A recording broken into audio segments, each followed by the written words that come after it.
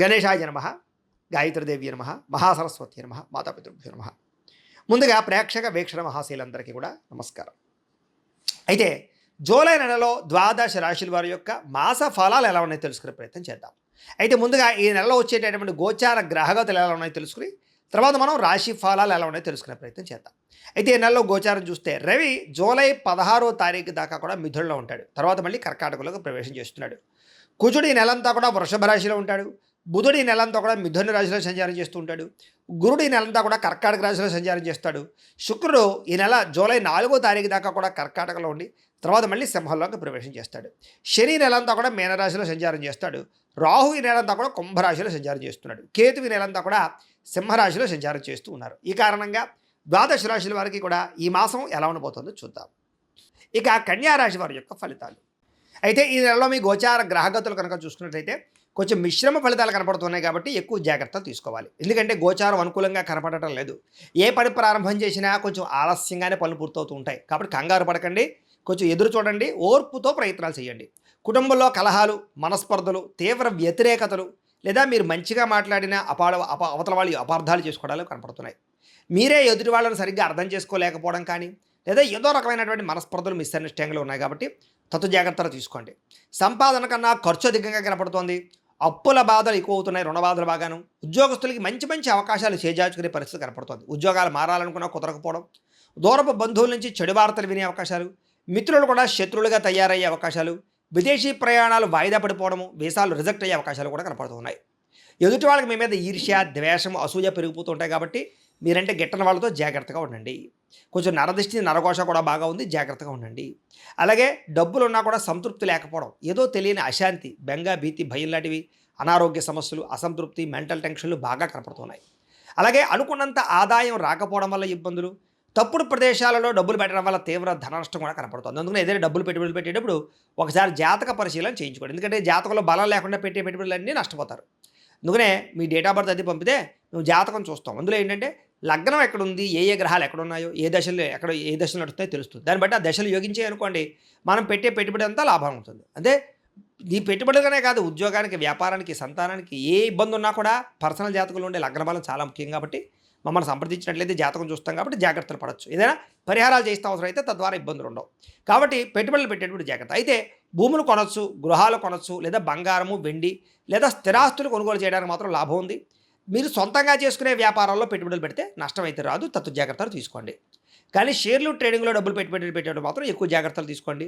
బెట్టింగ్లు జోలికి, స్కాముల జోలికి, వాటి జోలికి, అసలు జోద ప్రక్రియల జోలికి అసలు వెళ్ళకండి. విపరీతంగా ఖర్చులు పెరిగిపోతున్నాయి. ఇంట్లో మీ పిల్లల వల్ల ఎక్కువగా ఖర్చులు కనపడుతూ ఉన్నాయి.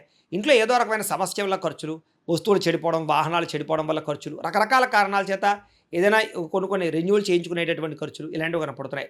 అలాగే పాలసీలు కట్టడం కానీ, టర్మ్ ఇన్సూరెన్స్లు, హెల్త్ ఇన్సూరెన్స్లు కట్టడం కానీ ఇవన్నీ కూడా కనపడుతూ ఉన్నాయని చెప్పొచ్చు. తప్పనిసరి పరిస్థితుల్లో అప్పు చేయవలసిన పరిస్థితి కనపడుతోంది.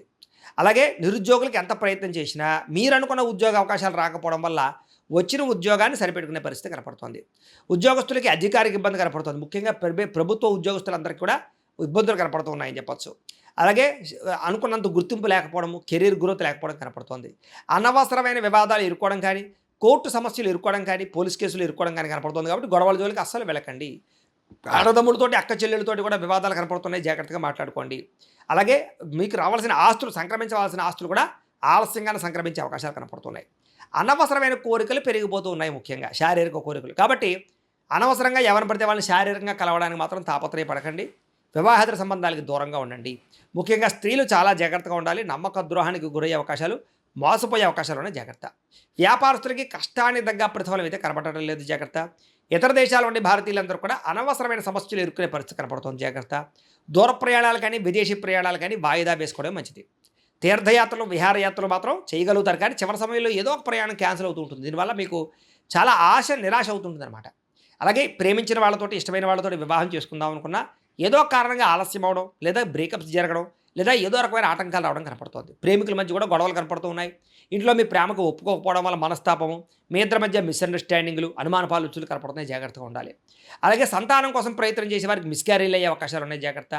ప్రేమికుల మధ్య అపార్థాలు, వ్యామోహాలు, అనవసరంగా ఎక్కడ పడితే అక్కడ కలవడాల వల్ల ఇబ్బందులు కనపడుతున్నాయి. బయట కలవకండి, దొరికిపోతారు, జాగ్రత్తగా ఉండండి.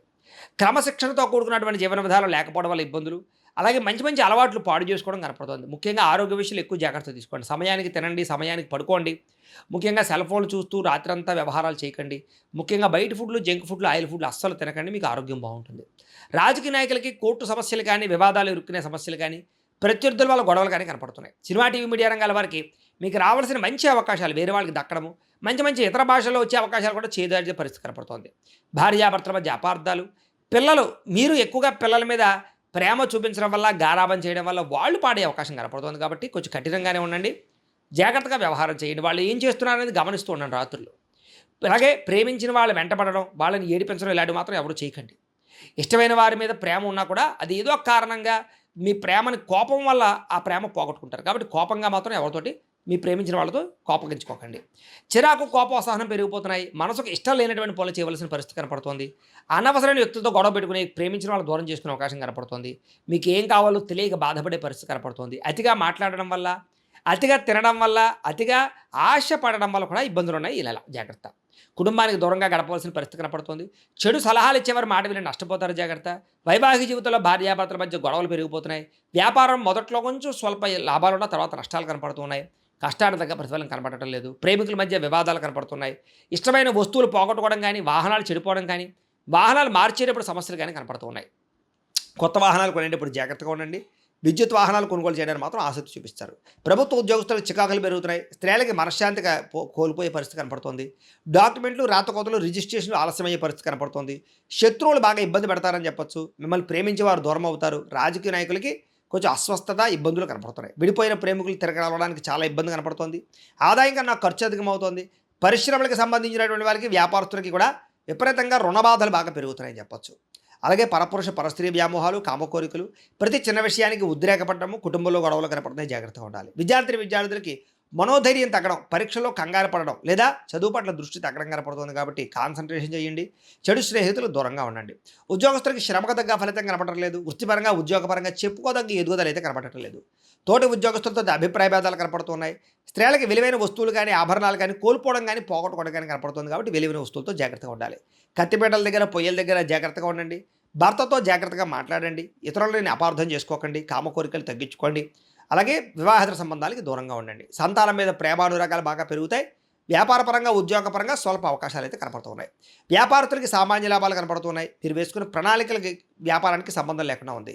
కొత్త వ్యాపార అవకాశాలు పోగొట్టుకోవడం కానీ, తీవ్ర ధన నష్టం కానీ కనపడుతుంది. లావాదేవీలు సరిగ్గా సాగ ఇబ్బంది పడుతున్నాయి. ముఖ్యంగా మార్జిన్స్ తక్కువ వేసుకుని క్రయ విక్రయాలు జరుపుకోండి. కస్టమర్స్ని ఆకర్షించుకునే ప్రయత్నం చేయండి.